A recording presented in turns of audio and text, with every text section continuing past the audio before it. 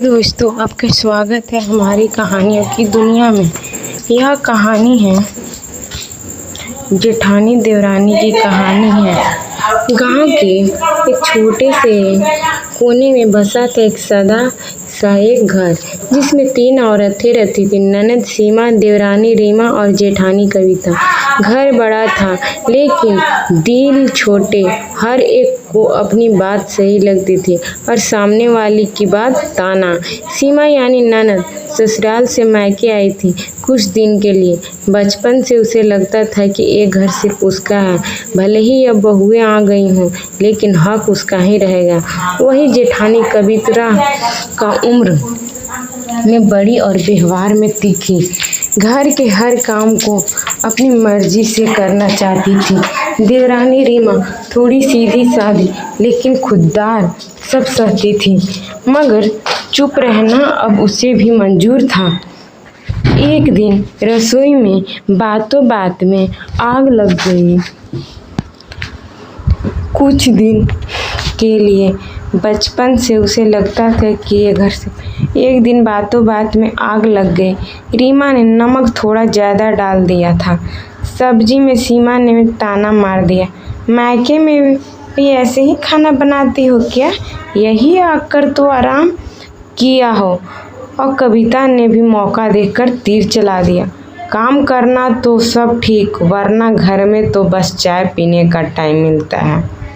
रीमा की आंखों में आंसू आ गए, लेकिन इस बार उसके जवाब दिया, काम करती हूँ, चुपचाप हर ताना सुनती हूँ, लेकिन इसका मतलब ये नहीं कि मुझे कुछ आता नहीं है। मायके से काम करना ही सीखा है, ताने नहीं। सीमा भड़क गई, तू मुझसे ऊंची आवाज में बोलेगी? अगर आवाज ऊंची नहीं करूं तो आप लोग तो पैर तले रौंद दोगी, रीमा ने डट कर कहा। कविता ने थाली पटक दी और बोली, जब से रीमा आई है घर में चैन नहीं है, नहीं नींद आता है। बात इतनी बढ़ गई देवर तक पहुंच गई। सास भी परेशान उठी। घर के 3 हिस्से थे, लेकिन मन बंटकर 10 हिस्से में टूट चुका था, अकेली सही। तभी सास आई और बोली, तू सबकी जुबान चलती है लेकिन दिल क्यों नहीं? इस घर का जुड़ेगा वही असली बेटी है, बहू है, बहन है, बात करना सीखो, सुनना भी सीखो, वरना एक दिन एक घर 3 टुकड़ों में बंट जाएगा। लेकिन किसी को सुकून नहीं मिलेगा। कुछ देर बाद रीमा ने चुपचाप कविता के लिए चाय बना दी। सीमा ने रोटी में घी लगाया, रीमा की थाली में रखा। चुपचाप सब वैसे ही चलने लगा।